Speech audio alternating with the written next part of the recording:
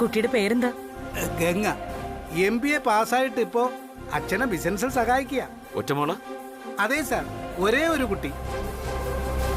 അച്ഛനെ കുറിച്ചൊന്നും പറഞ്ഞില്ലല്ലോ. അയ്യോ, അത് ഞാൻ വിട്ടു. അച്ഛൻ അനിൽ മേനോൻ, മുംബൈയിൽ വലിയ ടെക്സ്റ്റൈൽസ് കമ്പനി നടത്തുക. ബിസിനസ് ഒക്കെ മുംബൈയിലും പൂനെയിലുമായിട്ടാ. ഇവിടത്തെ പോലെ വലിയ ബിസിനസ്സുകാരാ. എന്തുകൊണ്ടും ഈ കുടുംബത്തിന് യോജിച്ച ബന്ധമാണ്. കുട്ടി മുംബൈയിലല്ലേ? അതെ സാർ. പെൺകുട്ടിയുടെ വീട്ടുകാരോട് ഈ ആലോചന പറഞ്ഞപ്പോ അവർക്ക് 100 വട്ടം സമ്മതമാണെന്നാ അറിയിച്ചത്. പെണ്ണിനെ ഇഷ്ടപ്പെട്ട ഉടനെ വന്ന് സംസാരിക്കാമെന്നാ അവര് പറയുന്നത്. തൃച്ചംബരത്തെ മൂത്ത മരുമകളുടെ സെലക്ഷൻ പൂർണ്ണമായിട്ട് നിനക്ക് വിട്ടു തന്നിരിക്കുന്നു. ശരി, അവരോട് വരാൻ പറയും. എന്നാ ശരി മേഡം. അപ്പോ ഞാൻ പെൺകുട്ടിയുടെ വീട്ടിൽ കാര്യങ്ങൾ സംസാരിച്ചിട്ട് എത്രയും വേഗം അവരോട് വരാൻ പറയും. ഫോട്ടോ കയ്യിലിരിക്കട്ടെ മേഡം. ആയിക്കോട്ടെ. എന്നാ ഞാനങ്ങോട്ട് ഇറങ്ങട്ടെ.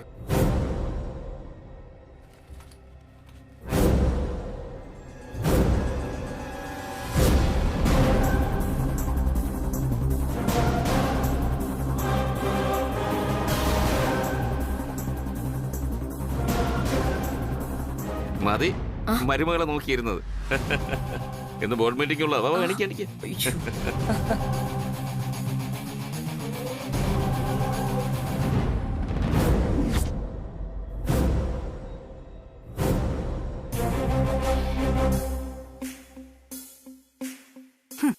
കൊള്ളാം.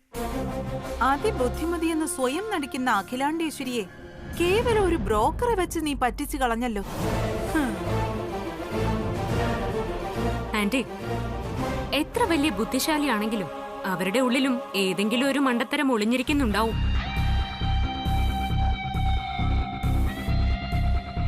അത് സാക്ഷാൽ ബ്രഹ്മാവിന്റെ സൃഷ്ടി നിയമോ. തൃച്ചംബരത്ത് അഖിലാണ്ടേശ്വരിയുടെ ആ മണ്ടത്തരവാ ജ്യോത്സ്യവും ജാതകവും എന്ന് ഞാൻ പറയും. അല്ല, ആ ഗംഗയുടെ ജാതകവും ആനന്ദിന്റെ ജാതകവും തമ്മിൽ എങ്ങനെ ഇത്ര പൊരുത്തം വന്നു? അതാ ഇപ്പൊ എന്റെ സംശയം. അതോ, അത് ഗംഗയുടെ ജാതകമൊന്നും അല്ല ആന്റി. ഗംഗയുടെ ജാതകം അല്ലെന്നോ? പിന്നെ ആരുടെ ജാതകം? അതല്ലേ ഏറ്റവും വലിയ തമാശ. ആ ജാതകം കല്യാണിയുടേതാ. കല്യാണിയുടെ ജാതകോ? അതെ, കല്യാണിയുടെ ജാതകത്തിൽ തിരിച്ചറിയാനാവാത്ത ചില മാറ്റങ്ങൾ വരുത്തി ഗംഗയുടെ ജാതകമാക്കി മാറ്റിയതാ.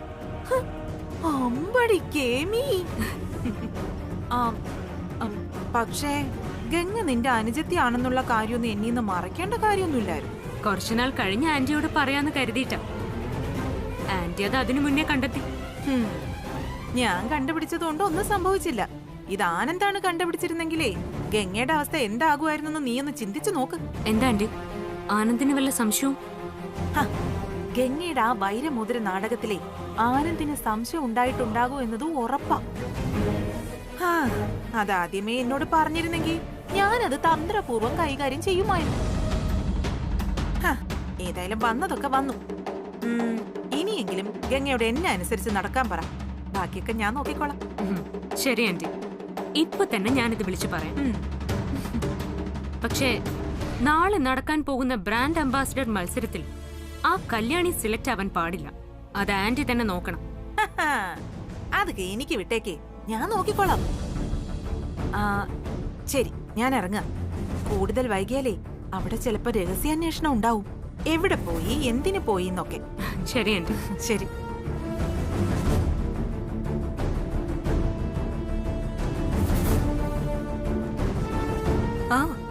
ഇതുവരെ എല്ലാം പെർഫെക്റ്റ് ആണ്. ഒരു കാരണവശാലും അത് നടക്കില്ല. കാരണം കരുക്കൾ നീക്കിയത് ഗംഗയാണ്. ചെക്ക് പറഞ്ഞു കഴിഞ്ഞു. ഇനി ഇടം വലം തിരിയാൻ പറ്റില്ല. ചാണക്യതന്ത്രങ്ങൾ ഗംഗയ്ക്ക് മനപ്പാടാണെന്ന് കൂട്ടിക്കോളൂ. അപ്പൊ ഓക്കെ, ബൈ.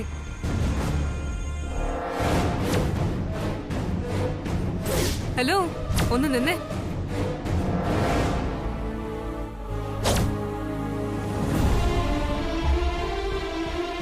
നിന്നെ സൗകര്യമായിട്ടൊന്ന് കാണണമെന്ന് വിചാരിച്ചിരിക്കുകയായിരുന്നു. എന്തായി നിന്റെ പഠിത്തവും പ്രാക്ടീസും ഒക്കെ? ബ്രാൻഡ് അംബാസിഡർ പട്ടു അണിയോ നീ? എന്നെ തോൽപ്പിക്കാനാണ് നീ കച്ചമുറുക്കുന്നതെങ്കിൽ അത് വെറും വ്യാമോഹം മാത്രം. ഒരിക്കലും നടക്കാത്ത ദിവാസ്വപ്നം. എന്താ നിന്റെ ഉദ്ദേശം? ഈ കണ്ണുകളിൽ തന്നെ ഒരു ചതി ഒളിഞ്ഞു കിടപ്പുണ്ട്. നീ ഒന്നും കാണാതെയല്ല ഓഫീസിലേക്ക് ആഹാരം കൊണ്ടുവന്നതും വലിയ കുഞ്ഞടിച്ച കാര്യം അഖില മാഡത്തിന്റെ കയ്യിൽ നിന്ന് മറച്ചു വെച്ചതെന്ന് എനിക്ക് നന്നായിട്ട് അറിയാം. അടിച്ച കാര്യം മറച്ചു വെച്ചത് പോട്ടെ, നീ തന്നെ ഒരു മോതിരം കയ്യിലിട്ടിട്ട് അത് വലിയ കുഞ്ഞ് വാങ്ങിച്ചു തന്നാണെന്ന് അഖില മാഡം അടക്കം എല്ലാവരെയും വിശ്വസിപ്പിച്ച് ഒരു നാടകം കളിച്ചില്ലേ? അതെന്തിനായിരുന്നു?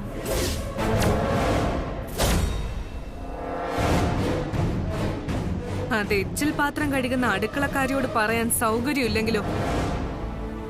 ഞാൻ തൃച്ചംബരത്ത് അഖിലാണ്ടേശ്വരിയുടെ മൂത്ത മരുമകളാകാൻ പോകുന്നവളാ. ആ എന്നോട് അല്പം പോലും മര്യാദയില്ലാതെ സംസാരിക്കാനുള്ള ധൈര്യമോ നിനക്ക്? ഇന്ന് അഖിലാണ്ടേശ്വരി കഴിഞ്ഞാൽ തൃച്ചംബരത്തിന്റെ അധികാരി ഞാനാ. അത് ഓർക്കുന്നത് നന്നായിരിക്കും. മര്യാദയും മാന്യതയും ഒക്കെ മറ്റുള്ളവർ അറിഞ്ഞു തരുന്നതാ, ചോദിച്ചു വാങ്ങിക്കുന്നതല്ല. ഇരന്ന് വാങ്ങുന്നതിന് ഭിക്ഷ എന്നാ പറയാറ്. അടുക്കളക്കാരിക്ക് ഭിക്ഷക്കാരിയേക്കാളും മാന്യതയുണ്ട് മാഡം. മതി, നിർത്ത്. നേരത്തെ ഞാനെന്തോ ഡ്രാമ കളിച്ചെന്ന് പറയുന്ന കേട്ടല്ലോ. നീ കാണിക്കുന്ന നാടകങ്ങളൊന്നും ആർക്കും അറിഞ്ഞൂടെന്ന് കരുതിയോ നീ? നിന്നെ കുറിച്ച് എല്ലാം അറിഞ്ഞിട്ട് തന്നെയാ ഞാനിവിടെ വന്നിരിക്കുന്നത്. എങ്ങനെയെങ്കിലും ബ്രാൻഡ് അംബാസിഡർ മത്സരത്തിൽ ജയിച്ച് അഖിലാണ്ടേശ്വരിയുടെ മൂത്ത മരുമകളാകാന്ന് വിചാരിച്ചിരിക്കുകയാണോ നീ? എങ്കിൽ നിനക്ക് തെറ്റി. തെറ്റിയിട്ടില്ല മാഡം. ജയിക്കുന്ന കാര്യത്തിൽ എന്താ സംശയം? മത്സരത്തിൽ ഞാൻ ജയിച്ചു വരുന്നത് നീ കാണാൻ പോകുന്നതേ ഉള്ളൂ. What? What did you say now? You will pass the test? Do you know what an objective type question is? Do you at least know how to read or write English? And you expect to get over the prelims of the exam? Isn't it awful?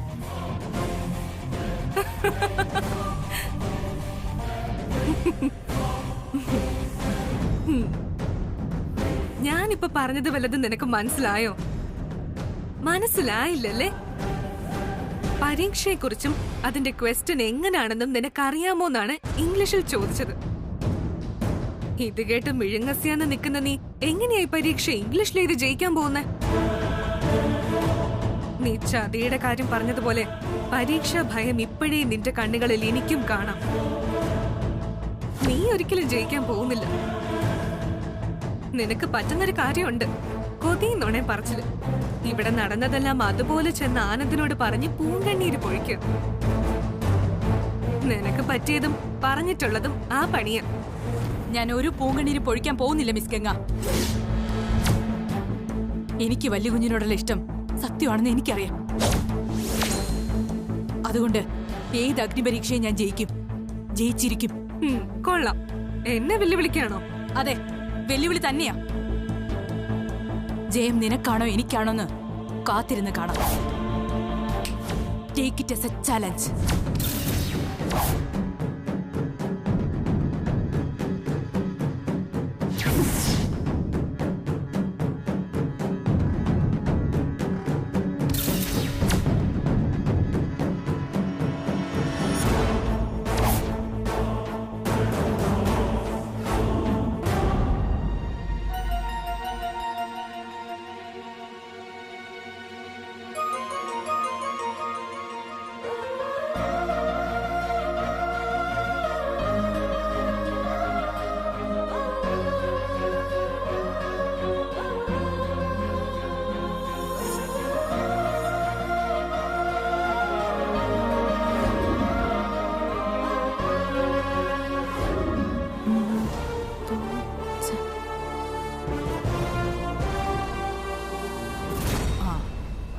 അനിയൻകുട്ടാ, അനിയൻകുട്ടാ, ആ പഠിച്ചു കഴിഞ്ഞോ? എന്നാ പിന്നെ ഞാൻ പോയി കിടക്കട്ടെ, ഉറക്കം വരുന്നുണ്ട് ചേച്ചി. കൊള്ളാം. ഇങ്ങനെയാണല്ലേ നീ പഠിക്കണേന് കൂട്ടിരിക്കണേ? നീ ഇവിടെ ഇങ്ങനെ ഇരുന്ന് ഉറങ്ങിയ ഞാൻ എങ്ങനെയാ പഠിക്കണേ? എനിക്കെന്തെങ്കിലും സംശയം വരുമ്പോ നീ വേണ്ടടാ പറഞ്ഞു തരാൻ. കൊറേ പറഞ്ഞു തന്നല്ലോ, ഇപ്പൊ എനിക്ക് ഉറക്കം വരുന്നു. ഇനി കുറച്ച് സ്വയം പഠിക്ക്. അയ്യോ ഉറങ്ങല്ലേ അനിയൻകുട്ടാ, പ്ലീസ്. നീ ഉറങ്ങി എനിക്ക് ഉറക്കം വരും. നാളെ പരീക്ഷ അതുകൊണ്ടാ. എന്റെ ചക്കരക്കുട്ടനല്ലേ പ്ലീസ്. ഓ, ഒരു ചക്കരയും പഞ്ചാരയും. ഞാൻ സ്വന്തം പരീക്ഷയ്ക്ക് പോലും രാത്രി ഇങ്ങനെ ഉറക്കം ഒഴിഞ്ഞിരുന്നിട്ടില്ല. ഇതിപ്പോ വലിയ കുഞ്ഞുമായിട്ടുള്ള കല്യാണത്തിന്റെ കാര്യമായതുകൊണ്ടാ ഞാൻ എന്ത് റിസ്ക് എടുക്കാനും തയ്യാറായത്. ഇനിയിപ്പോ എന്ത് സഹായം ഞാൻ ചേച്ചിക്ക് ചെയ്യാനുള്ളത്, ചേച്ചി അത് പറഞ്ഞാ മതി. അത് ചില ഇംഗ്ലീഷ് വാക്കുകളുടെ അർത്ഥം അറിയണം ആദ്യം എനിക്ക്. നിന്റെ കയ്യിൽ ഒരു ഡിക്ഷണറി കാണുമല്ലോ, അത് നോക്കി പറഞ്ഞു തന്നാ മതി എനിക്ക്. ഞാൻ പോയി മേശപ്പുറത്ത് നിന്ന് എടുത്തോണ്ട് വരാം. ഓ, അത്രേ ഉള്ളോ? അതിന് ഡിക്ഷണറി ഒന്നും എടുക്കണ്ട. ആ മൊബൈൽ എടുത്ത് ഗൂഗിളിൽ സെർച്ച് ചെയ്താ മതി. മൊബൈലിങ് എടുക്ക്, ഞാൻ നെറ്റ് ഒന്ന് ഓണാക്കട്ടെ. അത് ദോ ഇരിക്കുന്നു.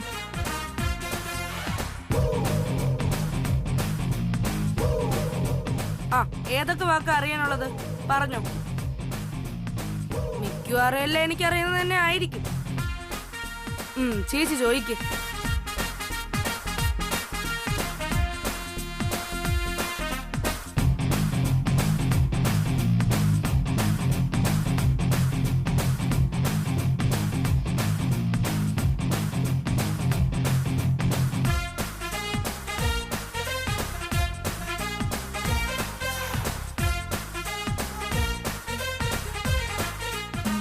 നോക്കിയോ? ആഹാ, വലിയ പഠിത്തമായിരുന്നു തോന്നുന്നല്ലോ. എവിടെ വരെ നോക്കട്ടെ, നോട്ട്സ് എടുക്ക. വേണ്ട വല്യുഞ്ഞെ, വല്യുഞ്ഞിനെ കാണുമ്പോ തന്നെ പഠിച്ചതൊക്കെ മറന്നു പോണ പോലെയാ. ഒന്നും മറക്കില്ല. ഞാൻ ചോദിക്കാം, നീ ആലോചിച്ച് മറുപടി പറഞ്ഞാ മതി. ഇങ്ങെടുക്ക. അയ്യോ,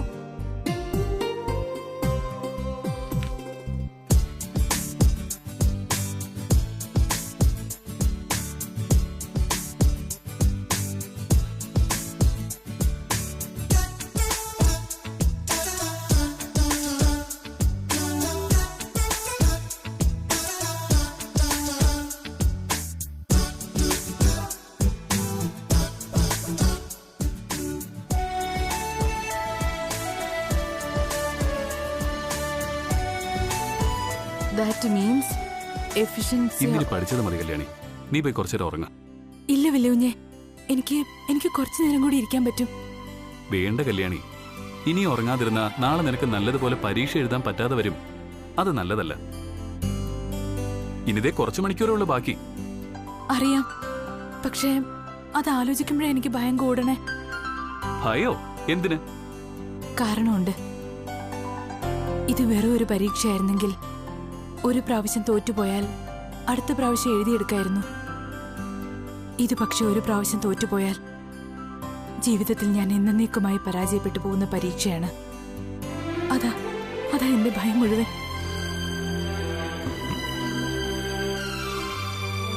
ജീവിതം വിജയിക്കണമെങ്കിൽ മനസ്സിൽ ഭയം വരാൻ പാടില്ല കല്യാണി. ഭയമാണ് മനുഷ്യന്റെ ഏറ്റവും വലിയ ശത്രു. ഞാനിത് മുമ്പ് നിന്നോട് പറഞ്ഞിട്ടുണ്ട്. വല്യുഞ്ഞ് പറയുന്നതൊക്കെ ശരിയാ, പക്ഷേ ഉള്ളിലെ ഭയം ഇപ്പോഴും അതുപോലെ തന്നെ ഉണ്ട്, മാറണില്ല. ശരി, എന്നാലേ ആ ഭയം മാറ്റാൻ എന്റെ കയ്യിലൊരു വിദ്യയുണ്ട്. ഞാൻ പറയട്ടെ? അതെന്താ വല്യുഞ്ഞെ, പറഞ്ഞോളൂ. ദാ പിടിക്ക. പറയലല്ല, പ്രവൃത്തിയാ. നീ ചെറുതായിട്ടൊന്ന് കണ്ണടയ്ക്കണം. അപ്പം നിന്നെ ഞാൻ എന്നോട് ചേർത്ത് നിർത്തി ആശ്ലേഷിച്ചാൽ തീരാവുന്ന ഭയമുള്ളൂ എന്റെ കെട്ടിയോൾക്ക്. എന്താ, ഒന്ന് പരീക്ഷ നോക്കുന്നോ? ആ, എന്താ ഒന്നും പറയാത്ത? ഭയം മാറ്റുന്ന ഈ വൈദ്യം ഒന്ന് പരീക്ഷ നോക്കട്ടെ. Are you ready? സോറി, തൽക്കാലം ഈ വൈദ്യം വേണ്ട. എന്റെ ഭയമൊക്കെ ഇന്നലെ ആവിയായിപ്പോയി. വേണ്ടെങ്കി വേണ്ട. ഇപ്പൊ നീ പോയി കിടന്ന് ഉറങ്ങിയിട്ട് രാവിലെ ഫ്രഷ് ആയിട്ട് ഇറങ്ങാൻ നോക്ക്. അപ്പൊ ഗുഡ് നൈറ്റ്. ശരി വല്യുഞ്ഞെ, ഗുഡ് നൈറ്റ്.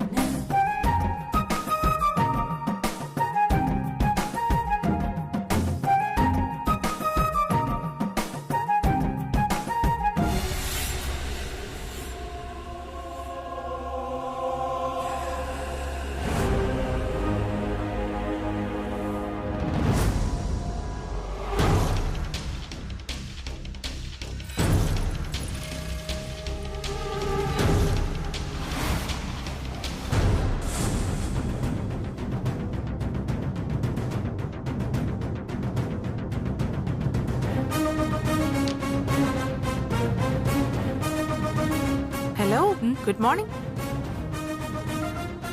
രാവിലെ എങ്ങോട്ടോ യാത്രയാണെന്ന് തോന്നുന്നല്ലോ. അതെ, ബ്രാൻഡ് അംബാസിഡർ കോമ്പറ്റീഷന്റെ പ്രിലിമിനറി എക്സാം എഴുതാൻ പോവാൻ ഇറങ്ങാം. ഓ, റൂം തെറ്റി കയറിയതാണെങ്കിൽ ബുദ്ധിമുട്ടിക്കാതൊന്ന് പോയി തന്ന സന്തോഷം. ഹേയ്, തെറ്റിക്കേറിയതൊന്നും അല്ല, അറിഞ്ഞു കേറിയത് തന്നെയാ. ഇന്ന് ബ്രാൻഡ് അംബാസിഡറിന്റെ 1ാം ഘട്ട പരീക്ഷയാണെന്നും അറിയാം. അതുകൊണ്ട് തന്നെ ഞാനും വരുന്നു കൂടെ. ഒന്നുമില്ലേലും നിനക്കൊരു സഹായമാവുമല്ലോ. എനിക്ക് ആരുടെ ഒരു സഹായവും വേണ്ട. തൽക്കാലം ഡിസ്റ്റർബ് ചെയ്യാതൊന്ന് പോയി താ. അതാ ഇപ്പൊ നിങ്ങൾക്ക് എന്നോട് ചെയ്യാൻ പറ്റുന്ന ഏറ്റവും വലിയ സഹായം. ശേ, എന്താ ഇത്? പ്രിയങ്ക ഇങ്ങനെയൊന്നും അല്ലായിരുന്നല്ലോ.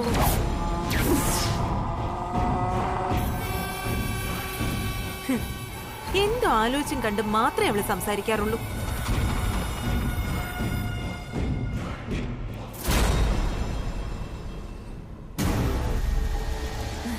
എന്തു പറ്റി ഗംഗേ? പ്രിയങ്കയെന്ന് കേട്ടപ്പോ മുഖത്തെ രക്തമൊക്കെ അങ്ങ് വറ്റി വരണ്ടു പോയതുപോലെ, ഒരുമാതിരി വെളറി വെളുത്ത്. ഏയ്, അങ്ങനെയൊന്നുമില്ല. ആരായി പ്രിയങ്ക? കൊള്ളാം, ഈ മുഖഭാവം എനിക്ക് ഇഷ്ടപ്പെട്ടു. അഭിനയം സൂപ്പർ. അപ്പോ ആ പ്രിയങ്ക വർമ്മ ആരാണെന്ന് നിനക്ക് അറിയില്ലല്ലേ? ഏയ്, ഇല്ല, അറിയില്ല. ഓ, അപ്പൊ അങ്ങനെയാണ് കഥ. പക്ഷേ ആ പ്രിയങ്കയ്ക്ക് നിന്നെ നന്നായിട്ട് അറിയാലോ. ഇന്നലെയും ഞങ്ങള് നിന്നെ കുറിച്ച് ഒരുപാട് നേരം സംസാരിച്ചു.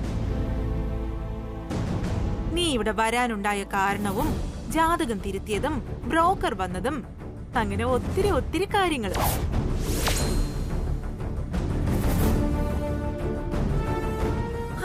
സാരമില്ല, നിനക്ക് ഡിസ്റ്റർബൻസ് ആയെങ്കിൽ ഞാൻ അങ്ങ് പോയേക്കാം. അയ്യോ ആന്റി, വേണ്ട. അതാണ് ആ ആന്റി വിളി എനിക്കങ്ങ് ബോധിച്ചു. ഇപ്പൊ എല്ലാം ശരിയായി. ഗംഗേ, പേടിക്കൊന്നും വേണ്ട. ഞാൻ നിന്റെ തലയെടുക്കാൻ വന്ന ശത്രുവൊന്നുമല്ല. എന്തിനും ഏതിനും കൂടെ നിൽക്കുന്ന ഒരു കൂട്ടുപടയാളി. ധൈര്യമായിട്ട് വിശ്വസിക്കാടോ. കൂടുതൽ കാര്യങ്ങളൊക്കെ ഇനി നീ പ്രിയങ്കയോട് തന്നെ ചോദിച്ച് മനസ്സിലാക്കിയാൽ മതി. പിന്നെ എന്നെ കുറിച്ച് ചോദിക്കുമ്പോ അഖിലാണ്ടേശ്വരി കഴിഞ്ഞാൽ തൃച്ചംബരത്ത് സർവ്വ അധികാരവുമുള്ള തൃച്ചംബരത്ത് വിലാസിനി എന്ന് തന്നെ ചോദിക്കണം. ശരി ആന്റി. ആന്റി ഇരിക്കെ. ഇരിക്കുന്നില്ല. പ്രിയങ്കയെ പോലെ തന്നെ എനിക്ക് നീയും ഗംഗെ. പ്രിയങ്കയ്ക്ക് ചെയ്തതുപോലെ എന്ത് സഹായവും നിനക്കും ചെയ്യും. Thank you aunty, thank you so much. Okay. നമ്മുടെ ഫ്രണ്ട്ഷിപ്പിന്റെ ഓർമ്മയ്ക്കായി ദേ ഈ മോതിരം നിന്റെ വിരലിട്ടോ. ദാ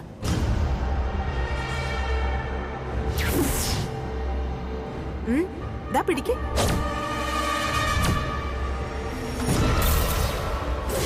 ഇത് ആന്റിക്കുള്ളത്.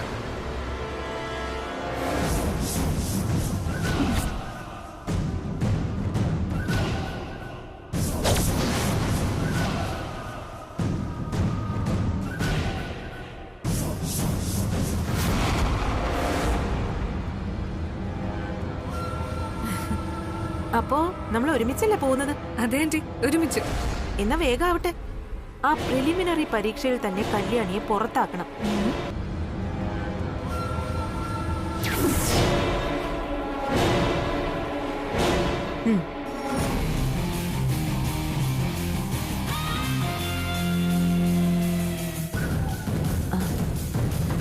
അതുപോലെ തന്നെ ആനന്ദിനൊപ്പം വേണം നമ്മൾ പോകേണ്ടത്. ഈ നിമിഷം മുതൽ നമ്മുടെ ഒരു കണ്ണ് അവനിൽ ഉണ്ടാവണം. ശരി ആന്റി.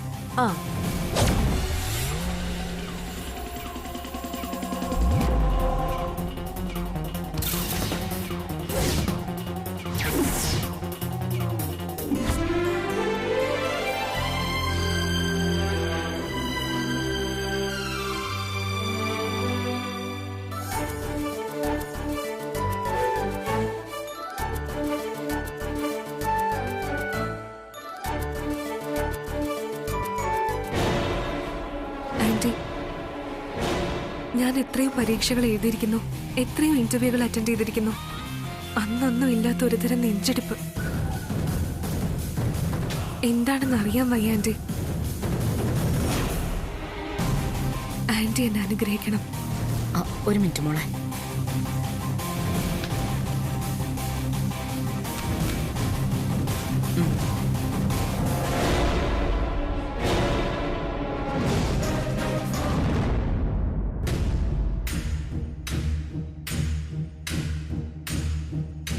എന്റെ അനുഗ്രഹം എപ്പോഴും ഉണ്ടാവും. ഈ പ്രിലിമിനറി പരീക്ഷയിൽ മാത്രമല്ല, തുടർന്നുള്ള എല്ലാ പരീക്ഷകളിലും ജയിച്ച് തൃച്ചംബരത്തെ മൂത്ത മരുമകളായി വരും നീ. എന്റെ എല്ലാവിധ അനുഗ്രഹവും ഉണ്ടാവും. പോയി ജയിച്ചു വാ.